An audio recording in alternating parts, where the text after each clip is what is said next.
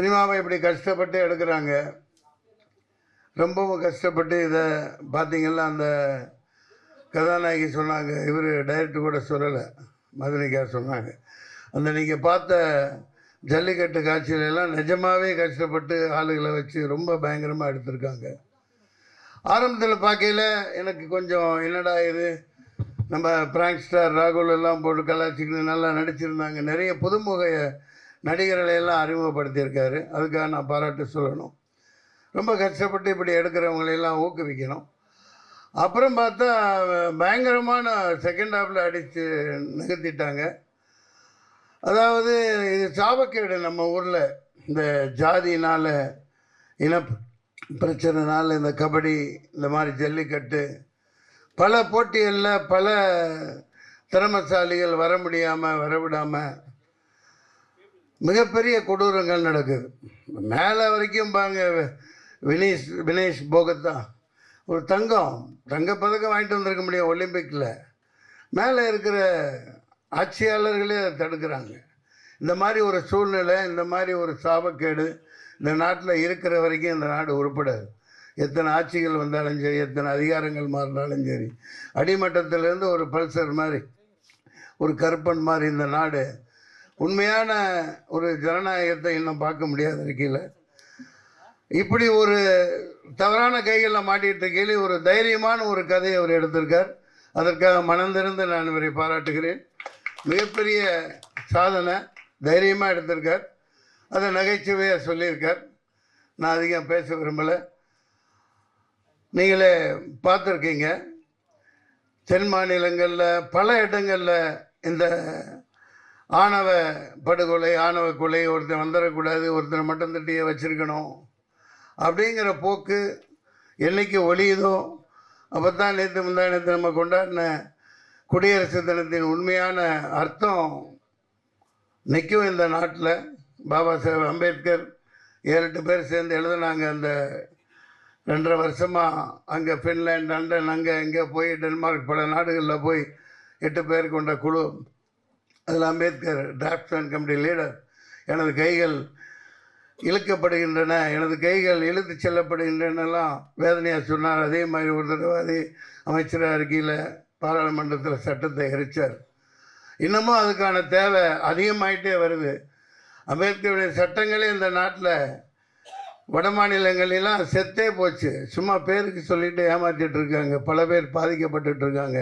உண்மையான வீரர்கள், இந்த பல்சரை போன்றவர்கள், இந்த கருப்பனை போன்றவர்கள், உண்மையான இந்த நாட்டின் குடிமக்களுக்கு இந்த ஜாதிங்கிற போர்வை போத்தி அரசியல் இதெல்லாம் ஒழியணும். அதற்கான சாட்டையடியான ஒரு கதை தான் இது.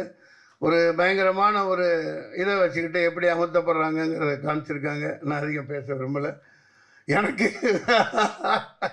வழக்கம் போல் ஒரு பாத்திரத்தை கொடுத்துட்டு எப்போ போனாலும் ஷூட்டிங் போனாலும் நல்லா ஆவி பறக்க பிரியாணி கொடுத்து சாப்பிட வச்சிடுறாரு. படத்தில் பார்த்துருப்பீங்க, நான் சாப்பிட்டுட்டே தான் இருப்பேன். ஆமாம், அது என்ன பண்ணுறது, அது ஒன்றும் பண்ண முடியாது. நம்ம நன்றி. வந்திருக்க ப்ரெஸ் மீடியா எல்லாருக்கும் ரொம்ப சந்தோஷமாக இருக்குது எனக்கு இந்த மேடை கிடைச்சதுக்கு. எனக்கு இந்த வாய்ப்பு கொடுத்ததுக்கு டைரக்டருக்கு ரொம்ப ரொம்ப நன்றி. பிகாஸ் இப்போல்லாம் வந்து ஒரு பெரிய ஆர்டிஸ்ட் கூட நடிக்கிறதுன்றதே வந்து ஒரு பெரிய விஷயமா இருக்குது அப்கமிங் ஆர்டிஸ்ட்டுக்கு. அந்த வகையில் தினேஷ் சார் கூட நடித்தது எனக்கு ரொம்ப ரொம்ப ஒரு சந்தோஷமான விஷயம்.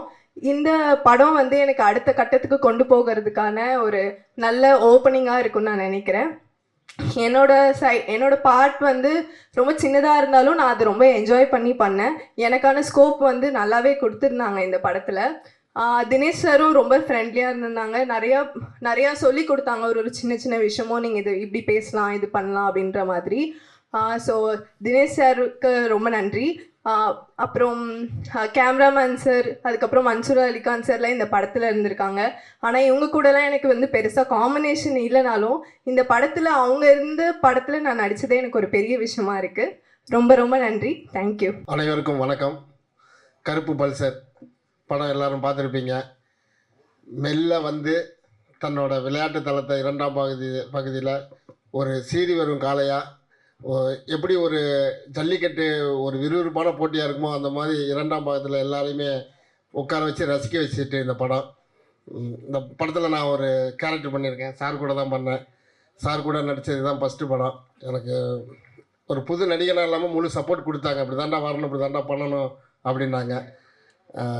இந்த நேரத்தில் சாருக்கு நன்றி சொல்லிக்கிறேன். இந்த வாய்ப்பு கொடுத்த இயக்குனருக்கு நன்றி. இந்த படத்தை நல்லபடியாக மக்கள்கிட்ட சேர்த்து ஒரு வெற்றி படமாக ஆக்க உங்களை எல்லாரையும் வேண்டி விரும்பி கேட்டுக்கிறேன்.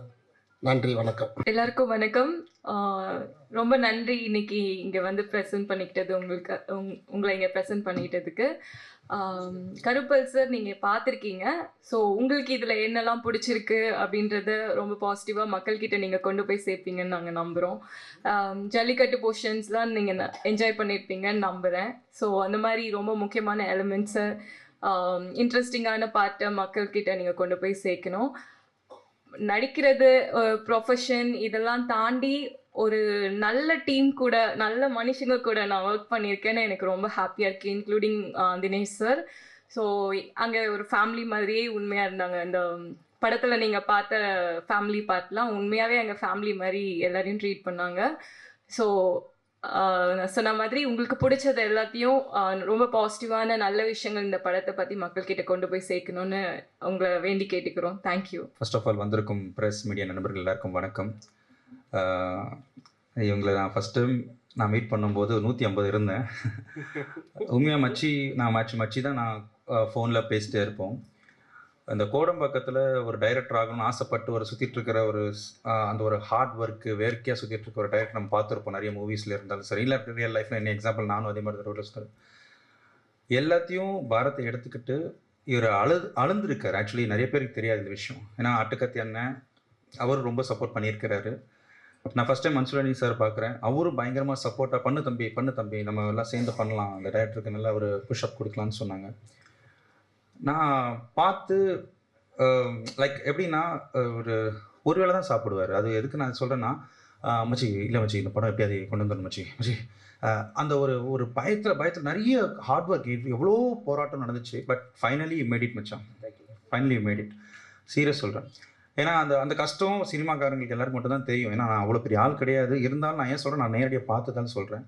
அதே மாதிரி மன்சூரன் சார் நான் ஃபஸ்ட் டைம் நம்ம படத்தில் நான் பார்த்தேன்.